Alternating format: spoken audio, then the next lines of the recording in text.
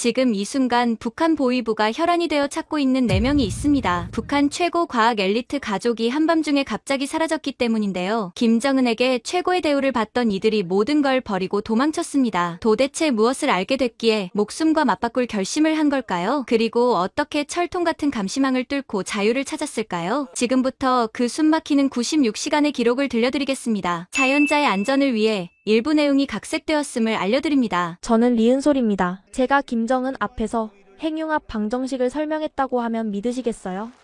그것도 17살의 말이죠.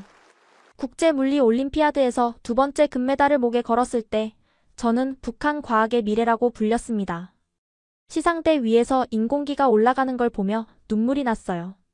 위대한 원수님, 이 영광을 당신께 바칩니다. 제가 외친 이 말이 전 세계에 생중계되었죠. 평양으로 돌아온 다음 날 믿기 힘든 일이 벌어졌습니다. 은솔 동무 원수님께서 즉시 오라고 하신다. 보위부 요원 3명이 새벽에 집으로 찾아왔어요.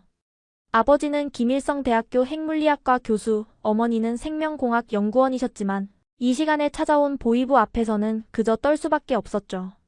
무슨 일이지? 아버지의 목소리가 떨렸습니다. 좋은 일입니다. 리 교수님. 보위부 요원이 드물게 미소를 지었어요. 금수산 태양궁전 별관으로 안내받았습니다. 대리석 복도를 걸으며 다리가 후들거렸어요. 문이 열리자 정말로 김정은이 서 있었습니다. 우리 은솔이가 왔구나. 그가 직접 걸어 나와 제 손을 잡았어요. TV로 보던 것보다 훨씬 젊어 보였죠. 남조선 놈들이 뭐라고 했나? 그가 웃으며 물었습니다. 한국 학생들이 저보고 서울대로 오라고 했습니다만 저는 원수님의 품을 떠날 수 없다고 당당히 거절했습니다. 역시 우리 은솔이야. 김정은이 크게 웃었어요. 내가 특별한 선물을 준비했다. 그날 저희 가족은 평양 중심가 특급 아파트를 받았습니다. 30평이나 되는 넓은 집이었죠.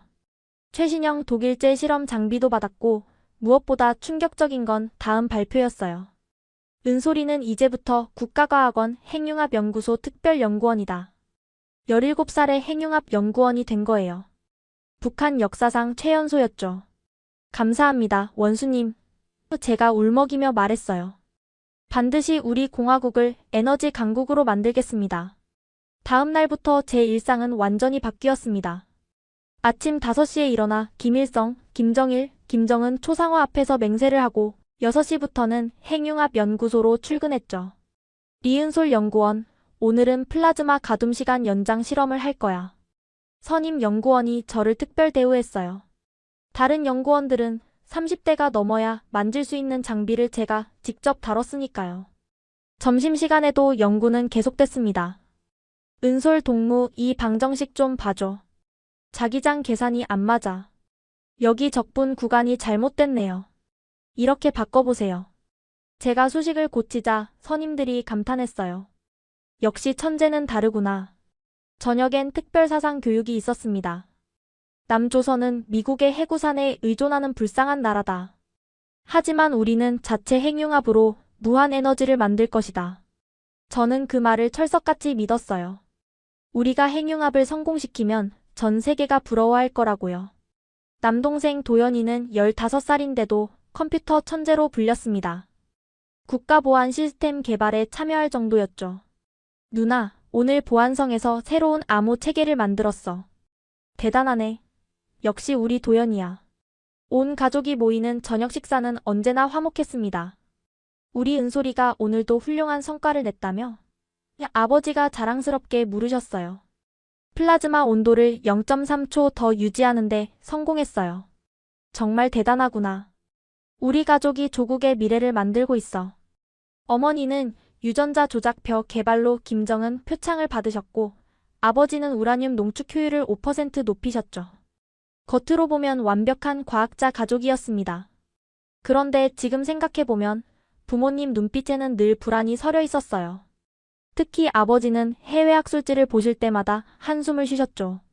그때는 몰랐지만 이미 진실을 알고 계셨던 겁니다. 주말이면 가족끼리 대동강변을 산책했어요. 그때 아버지가 종종 이상한 말씀을 하셨죠. 은솔아, 과학자에게 가장 중요한 게 뭘까? 당연히 조국에 대한 충성이죠. 그래. 그런데 진실을 추구하는 것도 중요하단다. 그 말씀의 의미를 그때는 몰랐어요. 두 번째 김정은 접견이 있던 날, 더 놀라운 제안을 받았습니다. 은솔아, 내년 베이징 국제과학포럼에 우리 대표로 가거라. 핵융합 성과를 세계에 알려야지. 영광입니다, 원수님. 김정은이 제 어깨에 손을 올렸어요. 너 같은 인재가 있어서 든든하다.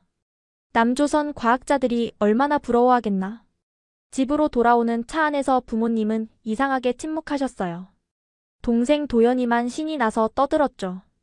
누나가 베이징에 간다니 정말 대단해. 하지만 그 영광스러운 초대장이 우리 가족의 운명을 완전히 바꿀 줄은 그때는 정말 꿈에도 몰랐습니다. 모든 게 완벽해 보였던 그날이 사실은 거대한 감옥 생활의 절정이었다는 걸 곧 알게 될 거였어요. 베이징 포럼 초대를 받은 후 한 달이 지났습니다. 준비를 시작하면서 저는 처음으로 해외 자료를 볼 기회가 생겼어요. 물론 철저히 검열된 자료들이었지만 그 안에서도 충격적인 내용들을 발견했죠. 은솔아, 이 자료는 극비야. 연구소 보안 담당자가 봉인된 파일을 건넸어요. 중국과 러시아 핵융합 연구 현황이다. 자료를 펼쳐보니 숨이 막혔습니다. 중국은 이미 플라즈마를 100일 초간 유지하는데 성공했더군요. 우리는 겨우 2초였는데 말이죠. 이게 정말인가요? 제가 떨리는 목소리로 물었어요. 서방에 과장된 선전일 수도 있어. 너무 믿지 마. 하지만 데이터는 거짓말을 하지 않았습니다. 온도, 압력, 자기장 세기까지 모든 수치가 정확했어요. 우리가 얼마나 뒤처져 있는지 처음으로 깨달았죠. 그날 밤 집에서 도연이가 몰래 제 방으로 왔습니다. 누나, 이거 봐. 도연이가 USB를 건넸어요. 이게 뭐야? 내가 보안 시스템 점검하다가 발견한 건데. 한국 과학자들 논문이야. 심장이 쿵쾅거렸습니다. 이건 명백한 반동 자료였어요. 도연아, 이런 거 보면 안 돼. 누나도 궁금하잖아. 우리가 정말 최고인지. USB를 컴퓨터에 꽂는 순간 놀라운 세상이 펼쳐졌습니다. 카이스트, 서울대, 포항공대. 한국 대학들의 연구 성과가 가득했죠. 특히 충격적인 건 한국계 미국인 과학자 김필립의 논문이었습니다. 그는 불과 35세에 노벨 물리학상 후보에 올랐더군요. 북한 출신 부모를 둔 과학자가 자유로운 환경에서 이룬 성과였죠. 누나, 여기 좀 봐. 도연이가 화면을 가리켰어요. 한국은 대학생들도 자유롭게 연구하고 해외 학회에 참가한대. 그만해. 다 미제의 선전이야. 하지만 제 목소리에는 확신이 없었습니다. 논문에 실린 실험 데이터와 사진들은 조작하기 어려운 것들이었으니까요. 다음 날 연구소에서 이상한 일이 있었습니다. 선임 연구원 한 분이 갑자기 사라진 거예요. 박 연구원이 어디 갔습니까? 제가 물었어요. 지방 연구소로 발령났다. 소장이 차갑게 대답했습니다. 하지만 다들 알고 있었죠. 그가 해외 학술지를 몰래 더 구해보려다 발각됐다는 걸요. 그날 저녁 특별 사상 검토가 있었습니다. 최근 일부 연구원들 사이에서 사상 이완 현상이 발견됐다. 보위부 지도원이 엄하게 말했어요. 해외 자료를 맹신하는 것은 곧 반역이다. 모두가 숨죽였습니다. 저도 가슴이 철렁했죠. 어젯밤 본 USB가 떠올랐으니까요. 집에 돌아와서 급히 도연이를 불렀어요. 그 USB 당장 없애. 왜? 아직 다 못 봤는데. 박 연구원이 정치범 수용소에 끌려갔어. 우리도 조심해야 해. 도연이 얼굴이 하얗게 질렸습니다. 하지만 그 녀석 정말 대담했어요. 누나, 그럼 더 봐야 하는 거 아니야? 진실을 알아야지. 무슨 소리야. 누나도 느꼈잖아. 뭔가 이상하다고. 사실 도연이 말이 맞았습니다. 핵융합 연구를 하면 할수록 의문은 커져갔어요. 왜 우리는 국제학회에 못 가는지, 왜 해외 공동연구는 금지인지, 왜 늘 비밀에 쌓여 있어야 하는지. 일주일 후 아버지가 귀가하시면서 이상한 말씀을 하셨어요. 은솔아, 베이징 포럼 준비는 잘 되고 있니? 네, 발표 자료 거의 완성했어요. 그래. 아버지가 잠시 망설이시더니 말씀하셨어요. 혹시 그곳에서 다른 나라 과학자들을 만나면 잘 들어두렴. 무슨 말씀이세요? 그냥. 세상은 넓다는 걸 기억해라. 어머니가 아버지를 쏘아보셨어요. 무언가 숨기고 있다는 걸 직감했습니다. 그날 밤 부모님 방에서 낮은 대화 소리가 들렸어요. 너무 위험해요. 아이들이 눈치챌 거예요. 이미 은솔이는 의심하기 시작했어. 더는 속일 수 없어. 조금만 더 기다려요. 때가 오면. 무슨 대화인지 정확히 들리지 않았지만 불안감은 커져만 갔습니다. 다음 날 도연이가 또 충격적인 걸 들고 왔어요. 누나, 내가 보안 시스템 뚫어서 찾아낸 건데. 리도연, 무슨 짓을 한 거야? 잠깐만 들어봐. 우리 집이 특별 감시 대상이래. 뭐? 도연이가 화면을 보여줬습니다. 우리 가족 파일에 빨간색으로 1급 감시라고 적혀 있었어요. 왜 우리가 감시 대상이지? 아빠가 해외 학회에 너무 자주 가셔서 그런 것 같아. 그제야 퍼즐이 맞춰지기 시작했습니다. 아버지의 한숨, 어머니의 불안한 눈빛, 그리고 집안의 미묘한 긴장감. 우리 가족은 이미 의심받고 있었던 거예요. 누나, 우리 어떻게 해야 해? 처음으로 두려움이 밀려왔습니다. 황금 세장이 점점 좁아지는 걸 느꼈어요. 하지만 이게 시작일 뿐이라는 걸 그때는 아직 몰랐습니다. 베이징 포럼이 한 달 앞으로 다가온 어느 날, 연구소에서 돌아온 저는 집 앞에서 이상한 광경을 목격했습니다. 검은 차량 2대가 우리 아파트 앞에 서 있었고, 보이부 요원들이 드나들고 있었어요. 가슴이 쿵 내려앉았습니다. 설마 도연이가 해킹한 게 발각됐나? 아니면 그 USB가? 떨리는 다리로 집에 들어서니 뜻밖에도 부모님과 도연이가 거실에 멀쩡히 앉아 있었어요. 하지만 표정이 모두 굳어 있었죠. 무슨 일이에요? 제가 조심스럽게 물었습니다. 정기 보안 점검이란다. 아버지가 대답하셨지만 손이 미세하게 떨리고 있었어요. 보이부 요원들이 집안 곳곳을 뒤지고 있었습니다. 책장, 컴퓨터, 심지어 화장실까지요. 리 교수님. 대장으로 보이는 요원이 아버지께 다가왔습니다. 해외 학회 자료들을 좀 봐야겠습니다. 서재에 있습니다. 모두 승인받은 자료들이에요. 요원들이 서재로 들어갔고 우리는 숨도 제대로 쉬지 못한 채 기다렸습니다. 도연이가 제 손을 꼭 잡았어요. 손바닥이 땀으로 축축했죠. 30분쯤 지났을까요? 요원 하나가 뭔가를 들고 나왔습니다. 이게 뭡니까? 그가 USB를 들어 보였어요. 제 심장이 멈추는 것 같았습니다. 도연이가 준 그 USB였어요. 분명 제 방 서랍 깊숙이 숨겨뒀는데. 모르겠는데요. 아버지가 침착하게 대답하셨어요. 처음 보는 물건입니다. 리 교수님 서재에서 나왔습니다. 그때 어머니가 나서셨어요. 아, 그거 제가 환자 진료 기록 백업해둔 거예요. 병원에서 준 거라. 요원이 의심스러운 눈빛으로 USB를 들여다봤습니다. 확인해봐야겠습니다. 가져가겠습니다. 그런데 그 안에 환자 개인정보가. 어머니가 당황하셨어요. 국가보안이 우선입니다. 요원들이 떠난 후 우리는 한참 동안 아무 말도 하지 못했습니다. 그 USB에 뭐가 들어있니? 아버지가 낮은 목소리로 물으셨어요. 한국 과학자들 논문이요. 도연이가 울먹이며 대답했습니다.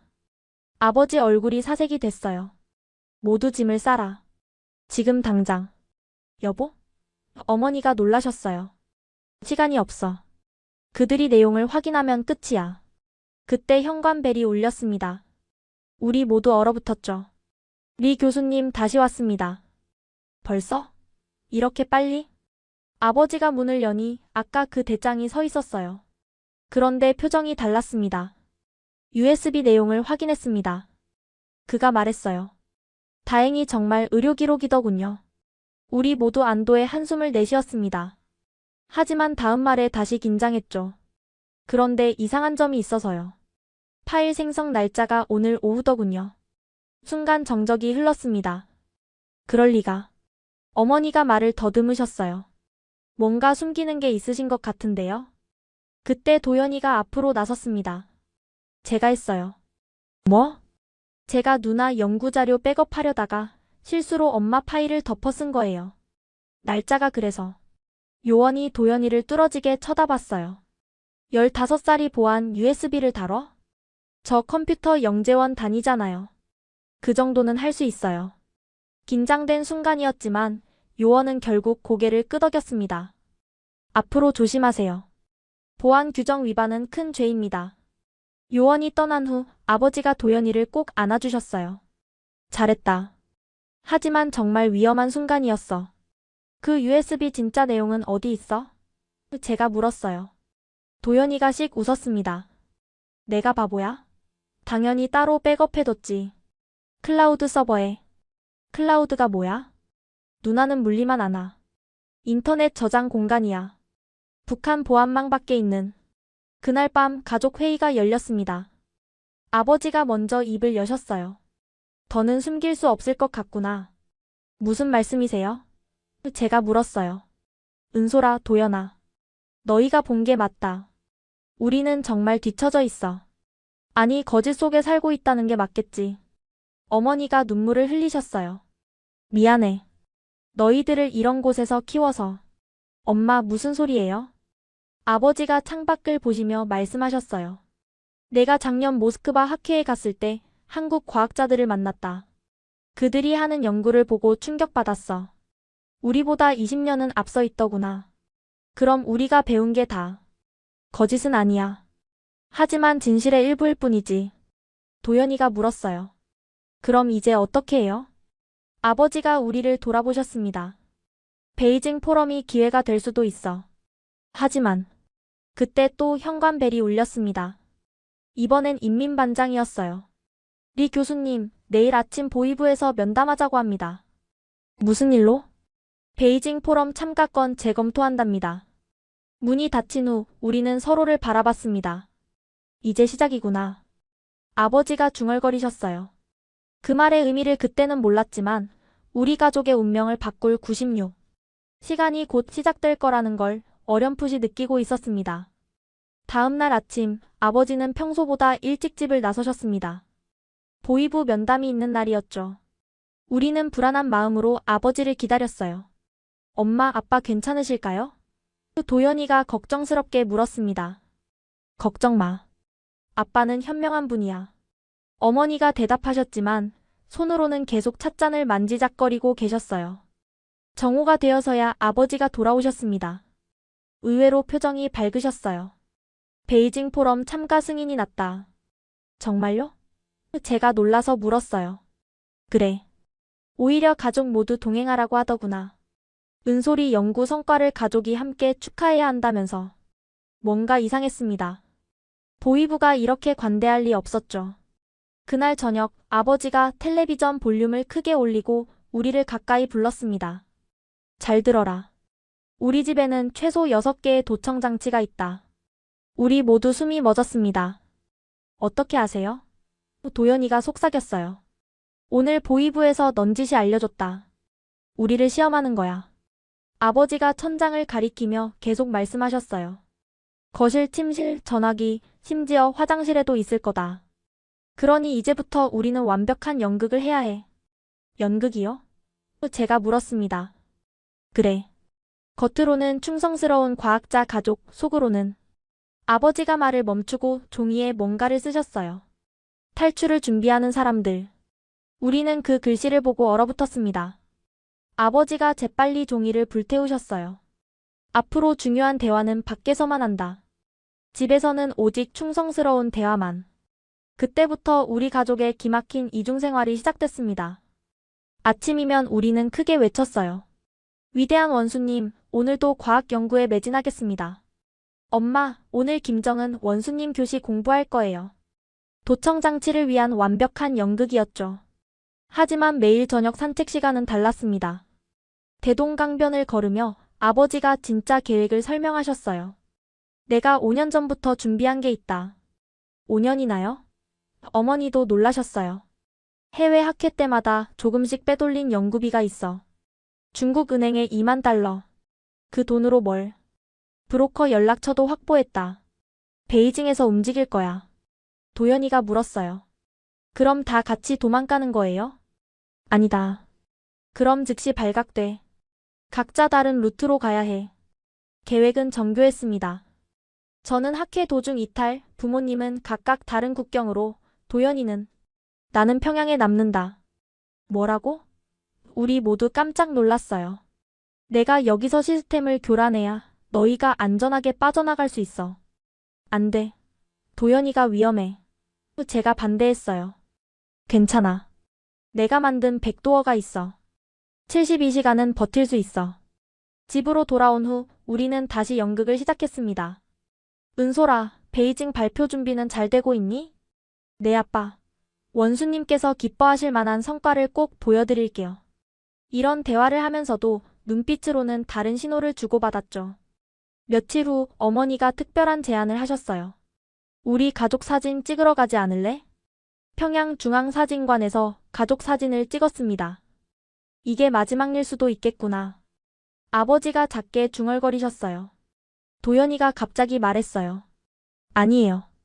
자유로운 곳에서 다시 찍을 거예요. 사진사가 셔터를 눌렀습니다. 4명의 미소 뒤에 숨겨진 비밀을 아무도 몰랐죠. 그런데 일주일 후 충격적인 일이 벌어졌습니다. 리 교수님 가족 모두 오늘 저녁 특별 만찬에 초대되셨습니다. 특별 만찬이요? 김정은 원수님께서 주최하시는 과학자 가족 만찬입니다. 베이징 출발 3일 전이었어요. 최악의 타이밍이었죠. 그날 저녁 우리는 도청장치 앞에서 환호했습니다. 원수님께서 우리 가족을 기억하고 계시다니. 정말 영광이에요. 하지만 화장실에 모여서는 다른 대화를 했죠. 이거 함정일 수도 있어. 아버지가 걱정하셨어요. 그래도 안 갈 수는 없잖아요. 어머니가 한숨 쉬셨어요. 오히려 기회야. 도연이가 말했어요. 완벽하게 충성스러운 모습을 보여주면 의심을 피할 수 있어. 운명의 만찬날이 다가왔습니다. 우리는 최고의 옷을 입고 금수산태 양궁전으로 향했어요. 리 교수 가족이 왔구나. 김정은이 직접 우리를 맞았습니다. 은솔이가 또 큰 성과를 낸다며? 네, 원수님. 이번엔 플라즈마 제어 기술에서 획기적인 발전이 있었습니다. 제가 열정적으로 설명하는 동안 김정은은 만족스럽게 웃었어요. 역시 내가 아끼는 가족이야. 베이징에서도 좋은 성과 기대한다. 그가 도연이를 보며 물었어요. 너는 해킹 천재라며? 아닙니다, 원수님. 그저 조국을 위해 열심히 배우고 있을 뿐입니다. 겸손하구나. 마음에 들어. 만찬 내내 우리는 완벽한 충성스러운 가족을 연기했습니다. 디저트가 나올 때쯤 김정은이 의미심장한 말을 했어요. 해외에 나가면 유혹이 많을 거야. 하지만 우리 은솔이 가족은 절대 흔들리지 않겠지? 당연합니다, 원수님. 아버지가 단호하게 대답하셨어요. 저희는 원수님의 은혜를 절대 잊지 않습니다. 만찬이 끝나고 집으로 돌아오는 차 안. 우리는 모두 탈진한 상태였습니다. 3일 후면 베이징입니다. 그리고 그곳에서 우리 가족은 영원히 흩어질지도 모릅니다. 하지만 자유를 위해서라면 그 어떤 위험도 감수할 준비가 되어 있었습니다. 베이징 출발 이틀 전, 저는 핵융합 연구소에서 마지막 실험을 진행하고 있었습니다. 이번엔 특별한 이유가 있었죠. 제가 없어도 후배들이 연구를 이어갈 수 있도록 모든 데이터를 정리하고 있었거든요. 은솔 동무 플라즈마 온도가 1억 도를 넘었어. 조수가 흥분해서 소리쳤습니다. 북한 역사상 최고 기록이었어요. 진정해. 아직 유지 시간이 문제야. 제가 침착하게 대답했지만 속으로는 씁쓸했습니다. 이 순간이 제 마지막 실험이 될 거라는 걸 아무도 몰랐으니까요. 그때 연구소 보안팀장이 들어왔습니다. 리은솔 연구원, 베이징 발표 자료 최종 검토를 해야 합니다. 네, 준비됐습니다. 회의실에서 제 발표 자료를 꼼꼼히 살폈어요. 그들이 찾는 건 과학적 오류가 아니라 사상적 문제였죠. 이 부분, 국제협력의 중요성을 너무 강조한 것 같은데? 우리 공화국의 자립적 발전을 먼저 언급하고 보조적으로만 협력을 말하겠습니다. 좋아. 그리고 한국 과학자를 만나면? 당연히 우리의 우월성을 보여주겠습니다. 팀장이 만족스럽게 고개를 끄덕였어요. 그날 밤 집에서 가족들과 마지막 저녁을 먹었습니다. 평범한 저녁 식사처럼 보였지만 우리 모두 알고 있었죠. 다시는 이렇게 모이지 못할 수도 있다는 걸. 은솔아, 베이징 날씨는 춥다니까 옷 따뜻하게 챙겨라. 어머니가 평소처럼 잔소리하셨어요. 네, 엄마. 걱정 마세요. 식사 후 도연이가 제 방으로 왔습니다. 누나, 이거 가져가. 작은 USB였어요. 이게 뭐야? 내가 만든 프로그램이야. 중국에서 안전하게 연락할 수 있는 암호화 통신 앱. 도연아. 그리고 이건 내 최고 작품이야. 도연이가 노트북을 열었어요. 북한 출입국 관리 시스템에 심은 시한폭탄 같은 거야. 내가 신호를 보내면 72시간 동안 시스템이 마비돼. 너무 위험해. 들키면 어떡해? 걱정 마. 나도 빠져나갈 준비는 다 해뒀어. 그날 밤 부모님도 각자의 방법으로 작별을 준비하셨어요. 아버지는 연구 노트를 정리하시고 어머니는 환자 기록을 마무리하셨죠. 새벽 3시 우리는 몰래 옥상에 모였습니다. 평양의 야경이 어둡게 펼쳐져 있었어요. 각자 비상 연락 방법은 숙지했지? 아버지가 확인하셨어요. 중국 단둥의 조선족 식당 백두산. 우리가 동시에 대답했습니다. 만약 한 명이라도 실패하면 다른 사람들은 계속 가야 해요. 어머니가 단호하게 말씀하셨어요. 약속이야. 출발 당일 아침 우리는 평소보다 더 큰 목소리로 충성을 맹세했습니다. 위대한 원수님, 베이징에서 조국의 위상을 높이고 오겠습니다. 도청 장치를 위한 마지막 연극이었죠. 공항으로 가는 길 도연이가 갑자기 배가 아프다고 했어요. 병원에 가야겠어요. 도연이가 신음했습니다. 출발 시간이. 어머니가 걱정하셨어요. 괜찮아요. 누나랑 아빠만 먼저 가세요.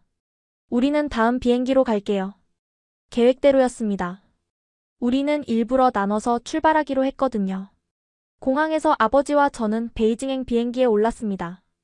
리 교수님 따님과 함께 가시는군요. 보위부 감시원이 우리와 동행했어요. 예상했던 일이었죠. 내 딸아이가 떨리는 것 같아서요. 비행기가 이륙하는 순간 창밖을 봤습니다. 작아지는 평양을 보며 생각했어요. 안녕 감옥 같은 내 고향. 베이징 공항에 도착하자 북한 영사관 직원들이 기다리고 있었습니다. 리 교수님 호텔로 모시겠습니다. 감사합니다. 하지만 제 머릿속에는 이미 탈출 시간표가 그려져 있었죠. 학회 둘째 날 오후 3시 그때가 기회였습니다.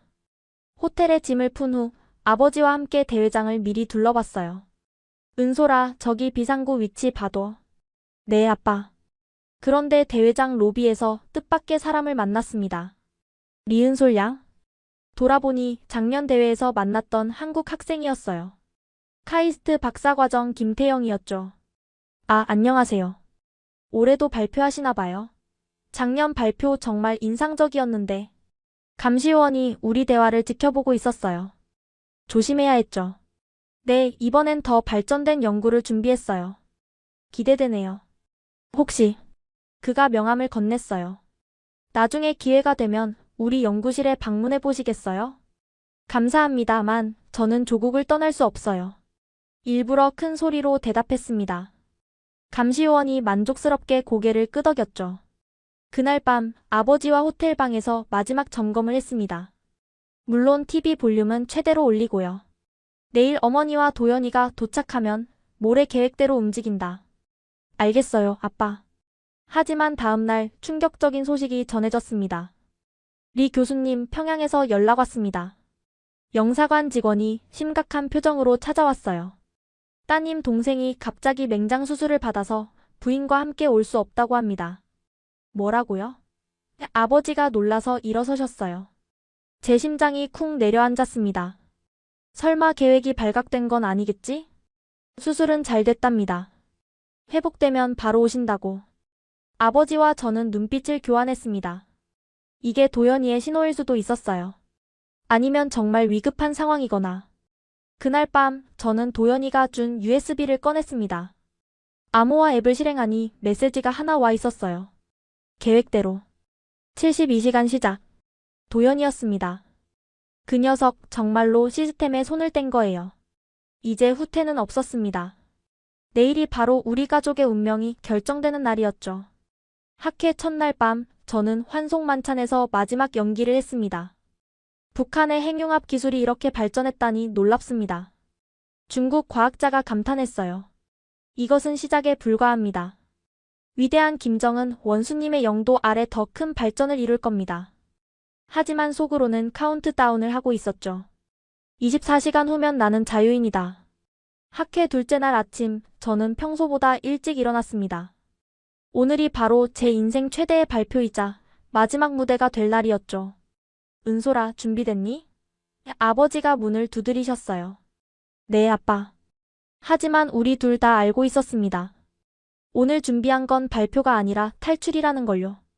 아침 식사를 하러 내려가니 감시요원이 기다리고 있었습니다. 리 연구원, 오늘 발표 기대하고 있습니다. 조국의 명예가 걸린 일이니까요. 최선을 다하겠습니다. 대회장으로 향하는 택시 안에서 아버지가 제 손을 꼭 잡으셨어요. 말없는 격려였죠. 오전 10시 드디어 제 발표 시간이 왔습니다. 500명이 넘는 각국 과학자들 앞에 섰어요. 안녕하십니까?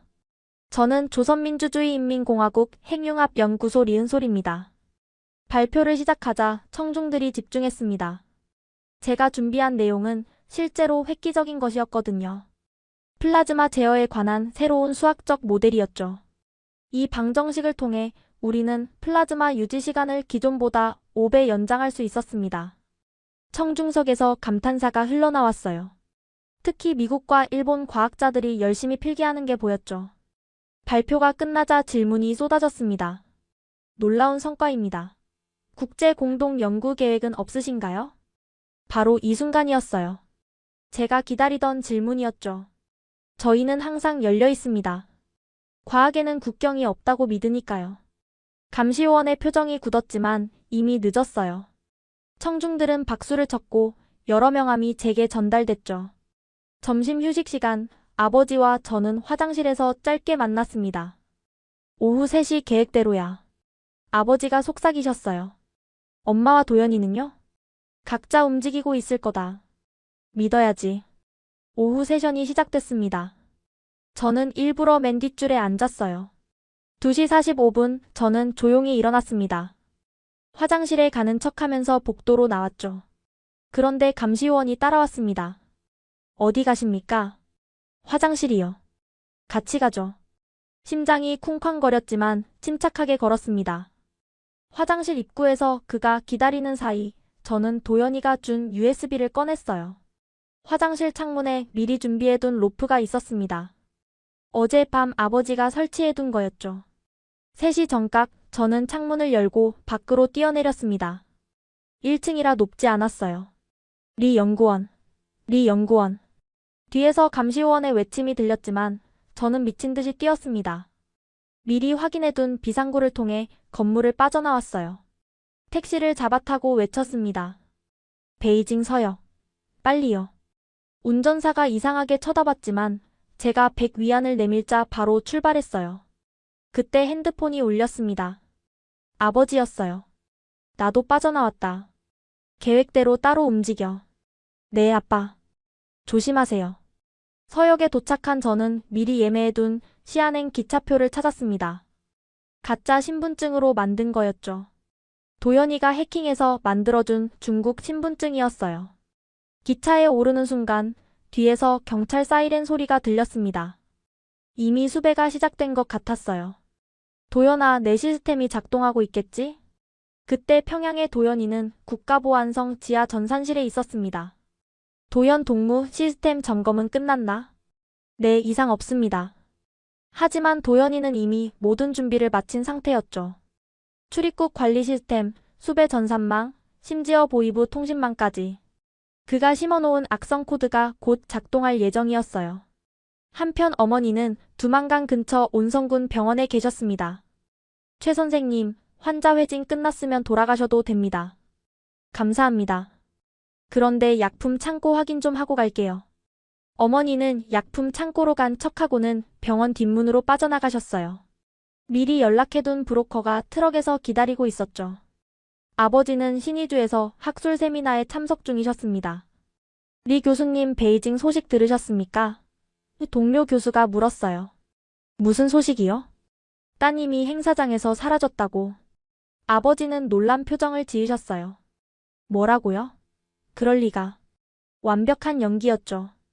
사실 아버지도 이미 탈출 준비를 마친 상태였으니까요. 저는 시안행 기차 안에서 도연이의 메시지를 확인했습니다. 59시간 램 AI님. 시스템 혼란 시작. 정말로 북한 전산망이 마비되기 시작한 거예요. 그런데 갑자기 기차가 멈췄습니다.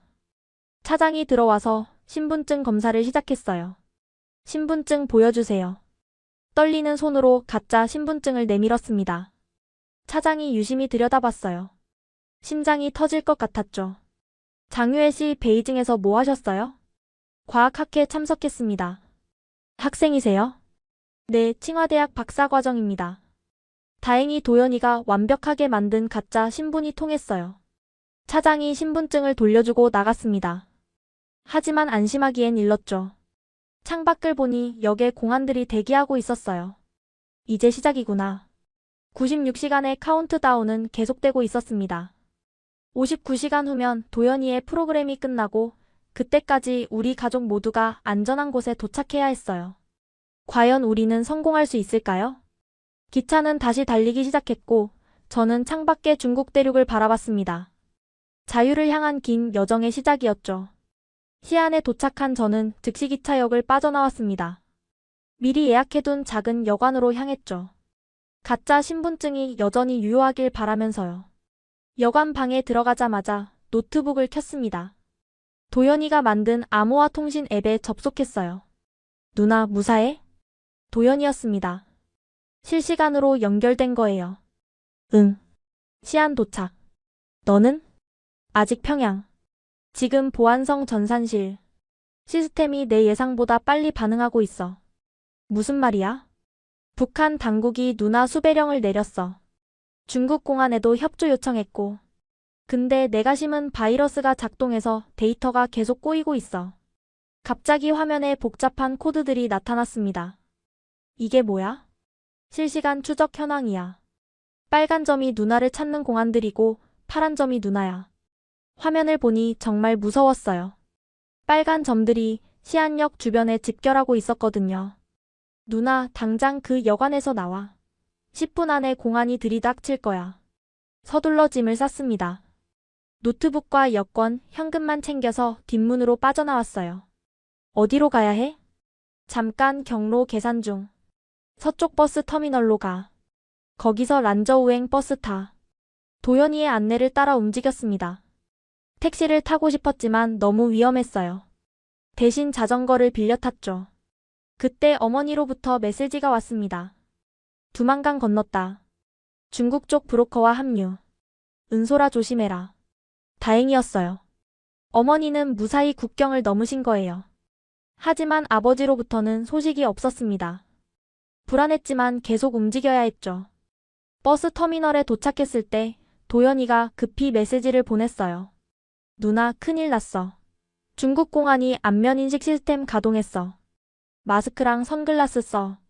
급히 근처 가게에서 마스크와 모자를 샀습니다. 그런데 버스표를 사려니 또 문제였어요. 신분증을 제시해야 했거든요. 도연아, 가짜 신분증이 아직 유효할까? 잠깐. 확인해 볼게. 잠시 후 도연이가 답했어요. 안 돼. 이미 블랙리스트에 올랐어. 다른 방법 찾아야 해. 그때 옆에서 할머니 한 분이 고생하시는 게 보였어요. 무거운 짐을 들고 계셨죠. 할머니, 제가 도와드릴게요. 아이고, 고맙네. 란저우까지 가는데 짐이 너무 무거워서. 순간 아이디어가 떠올랐어요.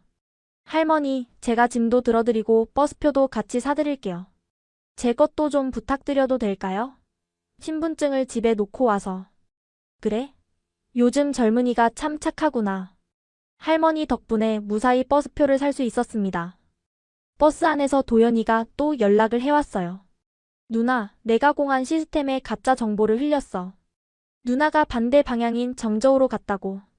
정말? 어떻게? 누나 얼굴로 딥페이크 영상을 만들어서 정저우역 CCTV에 합성했어. 최소 3시간은 벌 수 있을 거야. 동생이 정말 천재라는 걸 새삼 느꼈어요. 그때 아버지로부터 드디어 연락이 왔습니다. 압록강 건넜다. 단둥 향하는 중. 모두 계획대로다. 온 가족이 무사히 국경을 넘은 거예요. 하지만 이제부터가 진짜 시작이었죠. 도연이가 걱정스러운 메시지를 보냈어요. 누나, 나쁜 소식이야. 북한 해커팀이 내 코드를 분석하기 시작했어. 예상보다 빨라. 그럼 어떡해? 괜찮아. 내가 미끼 서버를 여러 개 만들어놨어. 걔들이 가짜를 쫓는 동안 시간을 벌 수 있어. 하지만 도연이 목소리에도 긴장감이 느껴졌어요. 그리고 누나, 48시간 후면 내 프로그램이 자동 종료돼. 그 전에 모두 안전한 곳에 도착해야 해. 버스가 란저우에 도착했을 때는 이미 밤이었습니다. 역 앞에서 도연이의 안내를 기다렸어요. 누나, 란저우역 3번 출구 앞 카페로 가. 거기 우리 협조자가 있어. 협조자? 중국에 사는 탈북자야. 아빠가 미리 연락해뒀대. 카페에 들어가니 중년 여성이 저를 알아보고 다가왔어요. 은솔 씨죠? 기다리고 있었어요. 네, 감사합니다. 서둘러요. 제 차로 안전가옥까지 모셔다 드릴게요. 차를 타고 가면서도 계속 도연이와 연락을 주고받았어요. 누나, 지금 보이부가 난리야.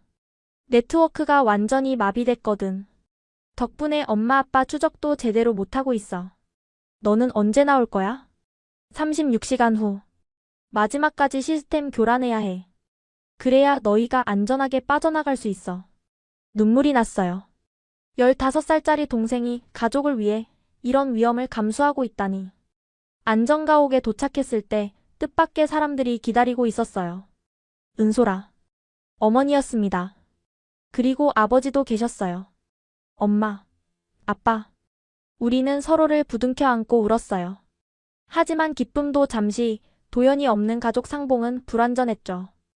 도연이는 꼭 데려올 거야. 아버지가 단호하게 말씀하셨어요. 그때 노트북에서 경고음이 울렸습니다. 긴급. 북한 해커팀이 진짜 서버 찾아냈어. 시스템 붕괴 시작. 24시간밖에 못 버틸 것 같아. 시간이 촉박했습니다. 도연이를 구출하고 모두가 안전한 곳으로 가려면 24시간밖에 없었어요. 디지털 전쟁은 이제 최종 단계에 접어들고 있었습니다. 안전가옥에서의 짧은 제외 후 우리는 다시 흩어져야 했습니다. 중국 당국의 추적을 피하려면 함께 움직일 수 없었죠. 도연이 구출 작전을 시작해야 해. 아버지가 지도를 펼치며 말씀하셨어요. 24시간 안에요? 어머니가 걱정스럽게 물으셨습니다. 도연이가 보낸 좌표를 보면 평양에서 빠져나와 함경북도로 향하고 있어. 무산 근처에서 만나기로 했다. 그때 도연이로부터 음성 메시지가 왔어요. 배경에서 급한 발걸음 소리가 들렸죠. 누나, 나 지금 평양역이야. 청진행 야간 열차 탔어. 보이부가 5분 차이로 놓쳤대. 시스템이 18시간 정도밖에 못 버틸 것 같아. 도연아, 조심해. 제가 마이크에 대고 외쳤어요. 걱정 마. 내가 준비한 게 또 있어. 누나는 어디야? 란저우 근처야. 이제 국경으로 갈 거야. 아버지가 계획을 설명하셨습니다. 은솔이랑 어머니는 투먼으로 가라. 거기서 대기하고 있어. 나는 무산으로 가서 도연이를 데려올게. 너무 위험해요. 어머니가 반대하셨어요. 내가 가야 해. 국경 지리를 잘 아니까. 우리는 다시 작별해야 했습니다. 이번엔 정말 마지막이길 바라면서요. 어머니와 저는 투먼으로 향하는 차에 올랐습니다. 조선족 브로커가 운전했죠. 국경 경비가 요즘 심해요. 특히 밤에는 더 위험합니다. 알아요. 하지만 시간이 없어요. 차 안에서 계속 도연이의 상황을 확인했습니다. 그가 실시간으로 위치를 전송하고 있었거든요. 청진 도착. 무산행 버스 기다리는 중. 역에 보이부 요원들 많아. 얼굴 가리고 조심해. 이미 변장했어. 누나가 가르쳐준 대로. 한편 아버지는 무산으로 향하고 계셨습니다. 새벽 3시 우리는 투먼 근처 은신처에 도착했어요. 그곳에서 또 다른 탈북자 가족을 만났습니다. 저희도 오늘 밤 건너려고요. 젊은 부부가 말했어요. 아이도 있네요. 어머니가 놀라셨어요. 네, 5살이에요. 더 크기 전에 자유를 찾아주고 싶어서. 모두가 같은 꿈을 안고 있었습니다.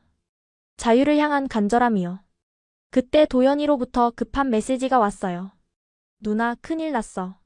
보이부가 내 행적 파악했어. 무산 검문소에 비상령 내렸대.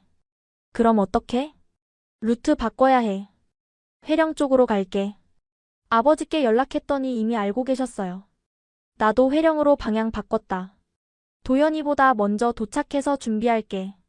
새벽 4시 드디어 강을 건널 시간이 왔습니다. 조용히 따라오세요. 안내인이 속삭였어요. 두만강은 생각보다 넓었습니다. 11월 말에 강물은 얼음처럼 차가웠죠. 여기가 제일 얕은 곳이에요. 그래도 허리까지는 찹니다. 우리는 옷을 비닐에 싸서 머리 위로 들었어요. 발을 담그는 순간 온몸이 얼어붙는 것 같았습니다. 엄마, 괜찮으세요? 제가 어머니 손을 꼭 잡았어요. 응, 걱정 마. 하지만 어머니의 손은 벌써 얼음장이었죠. 절반쯤 건넜을 때 갑자기 손전등 불빛이 비쳤습니다. 거기 누구야? 북한 국경경비대였어요. 뛰어. 안내인이 소리쳤습니다. 우리는 미친 듯이 강을 건넜어요. 총소리가 들렸지만 멈출 수 없었죠. 5살 아이를 아는 아버지가 넘어졌습니다. 아이 데리고 먼저 가요. 그가 외쳤어요. 어머니와 제가 아이를 받아안고 뛰었습니다. 중국 땅에 오르는 순간 다리가 풀렸어요. 하지만 안심하기엔 일렀죠. 여기도 안전하지 않아요. 서둘러요. 우리는 젖은 몸으로 30분을 더 걸어야 했습니다. 추위에 온몸이 떨렸어요. 그때 도연이로부터 연락이 왔습니다. 누나, 나 회령 도착했어.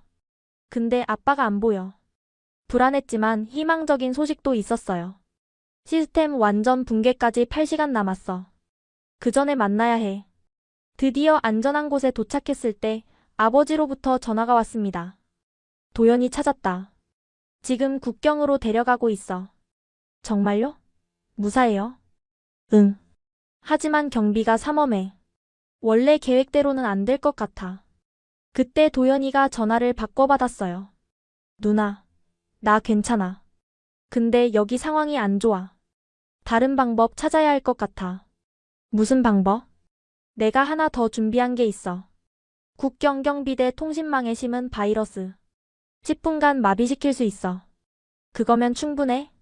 충분해야지. 다른 방법이 없어. 새벽 5시 30분, 도연이의 마지막 해킹이 시작됐습니다. 지금이야. 도연이가 외쳤어요. 아버지와 도연이는 어둠 속에서 강을 향해 뛰었습니다. 우리는 중국 쪽에서 손전등을 흔들며 신호를 보냈어요. 여기야. 이쪽이야. 10분이 영원처럼 느껴졌습니다. 드디어 두 사람의 실루엣이 보였어요. 빨리. 시간 없어. 도연이가 헐떡이며 외쳤어요. 마지막 몇 미터를 남기고 경보음이 울리기 시작했습니다. 통신망이 복구된 거예요. 뛰어. 아버지가 도연이를 밀어주며 먼저 보냈습니다. 총소리가 울렸지만 두 사람 모두 무사히 중국 땅을 밟았어요. 도연아. 제가 동생을 꼭 안았습니다. 누나. 우리 정말 해냈어. 15살 천재 해커는 온몸이 진흙투성이었지만 환하게 웃고 있었어요. 시스템은? 아버지가 물으셨어요. 5시간 후 완전 복구될 거예요. 그때쯤이면 우리는 이미 멀리 있겠죠? 드디어 우리 가족 4명이 모두 모였습니다. 두만강의 차가운 물살도, 총소리도, 그 무엇도 우리를 막을 수 없었어요. 이제 정말로 자유를 향한 마지막 여정만 남았습니다. 중국 국경을 넘은 우리 가족은 즉시 내륙으로 이동해야 했습니다. 탈북자들을 돕는 조선족 브로커가 낡은 봉고차로 우리를 태웠어요. 이제부터가 진짜 시작입니다. 브로커가 말했어요. 중국 공안, 북한 보위부 모두가 당신들을 찾고 있어요. 차 안에는 우리 가족 외에도 6명의 탈북자가 더 있었습니다. 모두가 같은 꿈을 안고 있었죠. 옌지까지 8시간, 그 다음 기차로 쿤민까지 이틀, 거기서 라오스 국경까지 또 하루. 브로커가 경로를 설명했어요. 도연이가 노트북을 열었습니다. 시스템 완전 복구까지 3시간 남았어.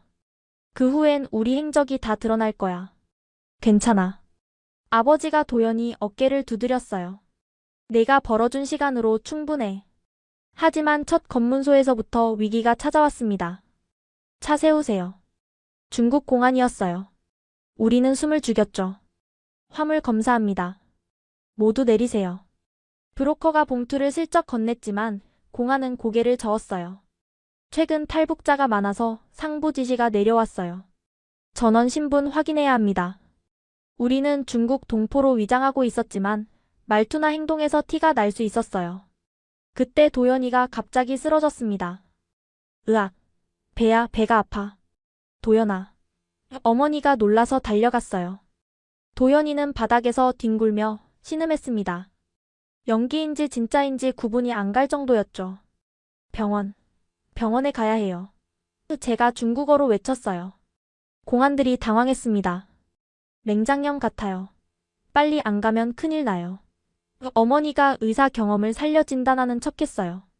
그럼 빨리 가세요. 옌지 병원이 가까워요.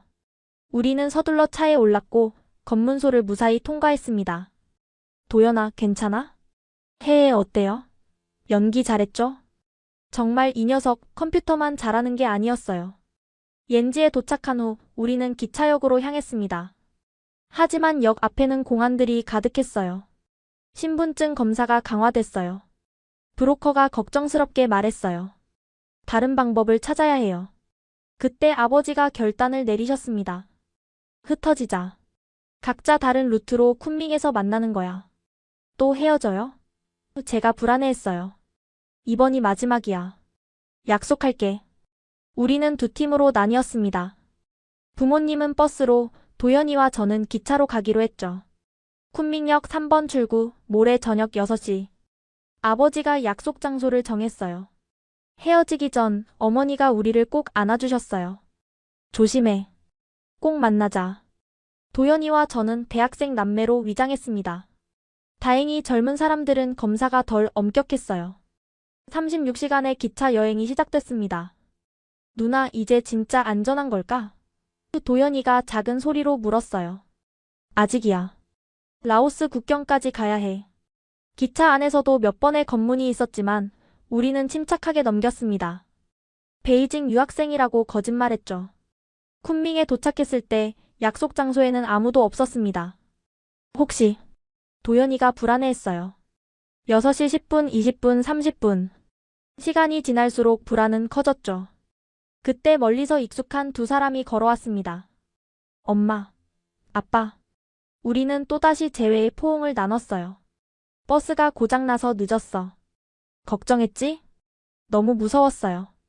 이제 라오스 국경까지 마지막 구간만 남았습니다.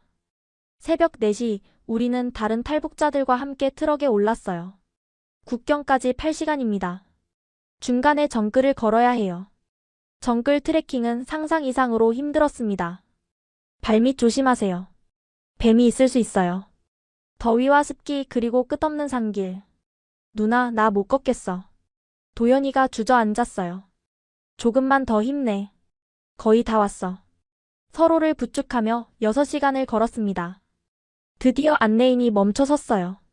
저기 보이는 강이 메콩강입니다. 저 너머가 라오스예요. 우리는 작은 보트에 나눠 탔습니다. 강을 건너는 20분 동안 아무도 말하지 않았어요. 모두가 같은 생각을 하고 있었죠. 정말 끝났구나. 우리가 해냈구나. 라오스 땅에 발을 디딘 순간 어머니가 흐느꼈습니다. 이제 정말 자유인 거지? 하지만 여정은 아직 끝나지 않았어요. 라오스를 거쳐 태국까지 가야 했죠. 이틀 후 우리는 방콕의 한국 대사관 앞에 서 있었습니다. 탈북자입니다. 도와주세요. 경비원이 우리를 안으로 안내했어요. 어서 오세요. 이제 안전합니다. 3,000km의 대장정이 끝난 순간이었습니다. 평양에서 시작해 중국 대륙을 횡단하고 정글을 헤치고 강을 건너 드디어 자유의 문턱에 선 거예요. 도연아, 우리 정말 해냈다. 응, 누나.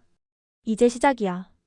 방콕 한국 대사관에서 우리는 처음으로 안전하다는 느낌을 받았습니다. 영사가 따뜻하게 맞아주었어요. 고생 많으셨습니다. 이제 걱정하지 마세요. 하지만 절차는 복잡했습니다. 신원 확인, 서류 작성, 면담까지. 북한에서 어떤 일을 하셨나요? 우리는 조심스럽게 대답했어요. 핵융합연구원, 생명공학자, 핵물리학 교수. 영사의 눈이 커졌습니다. 정말 귀한 분들이 오셨네요. 한국 정부에서 특별히 관심을 가질 것 같습니다. 일주일 동안 대사관 보호시설에 머물렀어요. 처음으로 마음 편히 잠들 수 있었죠. 누나, 김치찌개다. 도연이가 감격해했어요. 북한 김치찌개랑 다르네? 응, 근데 이게 더 맛있어. TV에서는 한국 뉴스가 나왔습니다. 자유로운 언론, 다양한 의견들. 신세계였어요. 그런데 넷째 날, 예상치 못한 일이 벌어졌습니다. 리 선생님 가족이시죠? 한국에서 파견 나온 국정원 직원이었어요. 북한이 국제 수배령을 내렸습니다. 핵심 기밀 유출 혐의로요. 우리가 뭘 유출했다고? 아버지가 당황하셨어요. 걱정 마세요. 한국 정부가 보호하겠습니다. 오히려 빨리 한국으로 모시고 가려고 합니다. 특별기가 준비됐습니다. 일반 탈북자들은 몇 달을 기다려야 하는데 우리는 일주일 만에 출국하게 된 거예요. 왜 우리를 특별 대우하는 거죠? 제가 물었어요. 솔직히 말씀드리면 여러분의 지식과 경험이 한국에 큰 도움이 될 거예요. 특히 은솔 씨와 도영 군은 비행기에 오르면서도 실감이 안 났습니다. 정말 한국으로 가는 건가? 승객 여러분, 4시간 후 인천국제공항에 도착합니다. 기내 방송을 듣는 순간 온 가족이 손을 맞잡았어요. 드디어 어머니가 눈물을 흘리셨어요. 창밖으로 보이는 구름 위 풍경이 꿈만 같았습니다. 그때 도연이가 물었어요. 누나, 한국에 가면 뭐부터 하고 싶어? 자유롭게 연구하고 싶어.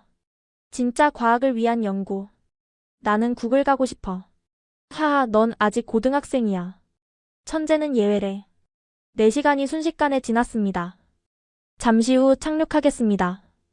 비행기가 고도를 낮추자 창밖으로 불빛이 보이기 시작했어요. 저게 서울이야? 도연이가 감탄했어요. 끝없이 펼쳐진 불빛의 바다. 평양과는 비교할 수 없었죠. 새벽 2시 비행기가 인천공항에 착륙했습니다. 대한민국에 오신 것을 환영합니다. 승무원의 인사말에 또 눈물이 났어요.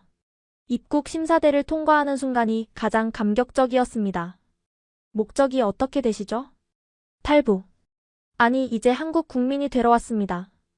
직원이 미소 지으며 도장을 찍어줬어요. 환영합니다. 공항 로비로 나오니 국정원 직원들이 기다리고 있었어요. 특별보호 대상이신 만큼 안전한 곳으로 모시겠습니다. 차를 타고 서울로 향하면서 창밖을 구경했어요. 건물들이 정말 높다. 도연이가 연신 감탄했죠. 불빛이 왜 이렇게 많아? 24시간 도시래. 제가 설명했어요. 하나원에 도착했을 때는 이미 아침이었습니다. 여기서 12주 동안 적응 교육을 받으실 거예요. 방을 배정받고 짐을 풀면서도 믿기지 않았어요.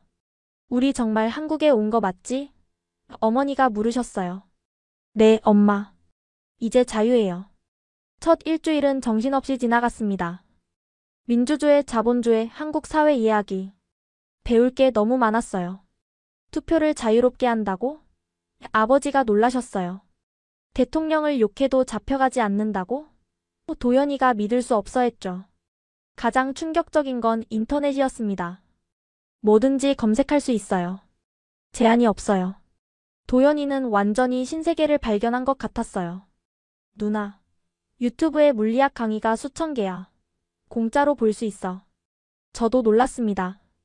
MIT 스탠포드 강의를 그냥 볼 수 있다니. 이게 진짜 세계구나. 2주차에는 특별한 면담이 있었습니다. 은솔 씨는 카이스트에서 관심을 보이고 있어요. 특별 편입을 제안했습니다. 정말요? 도영 군도 영재학교 입학시험을 볼 수 있어요. 꿈만 같은 제안들이었죠. 어느 날 교육장에서 다른 탈북자를 만났어요. 어머, 은솔이 아니야? 놀랍게도 평양 영재원 선배였던 향란 언니였어요. 언니? 언니도 왔어요? 작년에 왔어. 너도 결국 왔구나. 우리는 서로를 부둥켜 안고 울었어요. 그때 우리가 이럴 줄 알았을까? 자유가 이렇게 좋은 건지 왜 아무도 안 알려줬을까? 교육이 끝날 무렵 우리 가족은 작은 아파트를 배정받았어요. 우리 집이야. 도연이가 신나서 뛰어다녔어요. 초상화 걸 필요도 없고 도청 장치도 없어. 그날 밤 우리는 치킨을 시켜 먹으며 축하했어요. 자유 대한민국 건배. 우리 가족의 새 출발을 위해. 창밖으로 보이는 서울의 야경이 눈부셨습니다. 우리는 정말로 해냈어요. 그 모든 위험과 고난을 뚫고 자유를 찾았죠. 이제 진짜 인생이 시작되는 거예요. 하나원 수료 후 우리 가족은 서울 노원구의 작은 아파트에 입주했습니다. 20평 남짓한 공간이었지만 우리만의 자유로운 공간이라는 게 중요했죠. 이제부터 여기가 우리 집이야. 아버지가 현관문에 열쇠를 꽂으며 말씀하셨어요. 와, 따뜻한 물이 24시간 나와. 도연이가 수도꼭지를 틀며 감탄했어요. 첫 주말 우리는 마트에 장을 보러 갔습니다. 이게 다 먹을 수 있는 거예요? 어머니가 믿을 수 없다는 표정으로 과일 코너를 보셨어요. 바나나, 오렌지, 망고. 북한에서는 최고 간부들만 먹을 수 있던 것들이 즐비했죠. 원하는 거 다 사도 돼요? 제가 물었어요. 돈만 있으면 뭐든 살 수 있어요. 직원이 웃으며 대답했죠. 계산대에서 카드로 결제하는 것도 신기했습니다. 현금 없이도 물건을 살 수 있다니. 집으로 돌아와 저녁을 준비하면서 어머니가 갑자기 우셨어요. 왜 그래요, 엄마? 너무 행복해서. 이런 평범한 일상이 꿈만 같아. 월요일 저는 카이스트 면접을 보러 갔습니다. 리은솔 씨, 북한에서의 연구 경험을 들려주세요. 17세의 핵융합 연구에 참여했습니다. 플라즈마 제어 분야에서. 교수님들이 놀라며 질문을 쏟아냈어요. 그 나이에 그런 연구를? 놀랍네요. 하지만 제약이 많았어요. 이제는 자유롭게 연구하고 싶습니다. 일주일 후 합격 통지를 받았어요. 누나 합격이래. 도연이가 더 좋아했죠. 도연이도 영재학교 시험에서 놀라운 성과를 보였어요. 15살에 이런 프로그래밍 실력이라니. 어디서 배웠어요? 북한 보안 시스템 해킹하면서요. 도연이가 솔직하게 대답했어요. 면접관들이 웃음을 참느라 힘들어했죠. 아버지는 원자력 연구원 면접을 보셨고 어머니는 의사 자격 시험을 준비하기 시작했어요. 하지만 적응이 쉽지만은 않았습니다. 어느 날 제가 편의점에서 알바를 구하려 했어요. 탈북자세요? 죄송한데 자리가 없네요. 몇 군데서 거절당했죠. 탈북자에 대한 편견이 있었던 거예요. 누나, 우리가 이상한 거야? 도연이가 물었어요. 아니야. 시간이 지나면 나아질 거야. 학교 생활도 처음엔 어려웠어요. 너 북한에서 왔다며? 진짜 김정은 봤어? 거기선 진짜 쥐 먹어? 호기심 어린 질문들이 때로는 상처가 됐죠. 하지만 점차 진심으로 대해주는 친구들을 만났어요. 은솔아, 너 정말 대단하다. 그런 곳에서 탈출하다니. 같이 공부하자. 내가 모르는 거 알려줄게. 도연이는 학교에서 스타가 됐어요. 야, 리도연이 또 전국 해킹대회 1등 했대. 천재 아니야? 구글 코리아에서 스카우트 제의도 왔다던데. 하지만 가장 힘든 건 북에 남은 사람들에 대한 그리움이었어요. 향란이는 어떻게 지낼까? 제가 한숨 쉬었어요. 연구소 동료들도. 아버지가 말을 잊지 못하셨죠. 그래도 우리는 매일 감사하며 살았습니다. 주말마다 새로운 곳을 탐험했어요. 와, 남산타워다. 한강이 이렇게 아름다운 곳이었어? 처음 본 바다에서 도연이는 감격했죠. 누나, 바다가 진짜 끝이 없어. 이제 우리도 끝없이 갈 수 있어. 6개월이 지났을 때 작은 기적이 일어났어요. 은솔아, 내 연구 논문이 국제학회에 채택됐어. 카이스트 지도 교수님이 알려주셨죠. 정말요? 제가요? 그럼. 내가 제안한 플라즈마 제어 모델이 혁신적이래. 북한에서는 꿈도 못 꿨던 일이었어요. 가족 모두가 새로운 삶에 적응해가고 있었습니다. 아버지는 연구원에서 인정받기 시작했고 어머니는 의사시험에 합격하셨어요. 엄마가 다시 의사가 됐어. 우리 모두 축하했죠. 어느 날 저녁 가족이 모여 앉았어요. 1년 전 이맘때를 기억해? 아버지가 물으셨어요. 두만강을 건너던 그 추운 밤. 어머니가 회상하셨죠. 그때는 정말 막막했는데 제가 덧붙였어요. 근데 해냈잖아. 도연이가 환하게 웃었어요. 창밖으로 서울의 야경이 반짝였습니다. 우리에게는 이제 무한한 가능성이 열려 있었어요. 자유롭게 꿈꾸고 도전하고 실패해도 다시 일어설 수 있는 세상. 이게 바로 우리가 목숨 걸고 찾던 자유였습니다. 탈북 1년이 지났습니다. 저는 카이스트에서 핵융합 연구를 계속하고 있었고 제가 북한에서 연구하던 플라즈마 제어 이론이 국제적으로 주목받기 시작했어요. 은솔 씨, 곧 열릴 국제학회에서 발표 요청이 왔어요. 지도 교수님이 알려주셨죠. 정말요? 제가 발표를요? 내 논문이 큰 관심을 받고 있어요. 자신감 가지세요. 북한에서는 상상도 못했던 기회였죠. 도연이는 고등학교 2학년인데도 이미 실리콘밸리의 주목을 받고 있었어요. 누나, 나 스타트업 인턴십 제의 받았어. 뭐? 고등학생인데? 프로그래밍 실력만 보고 뽑는데.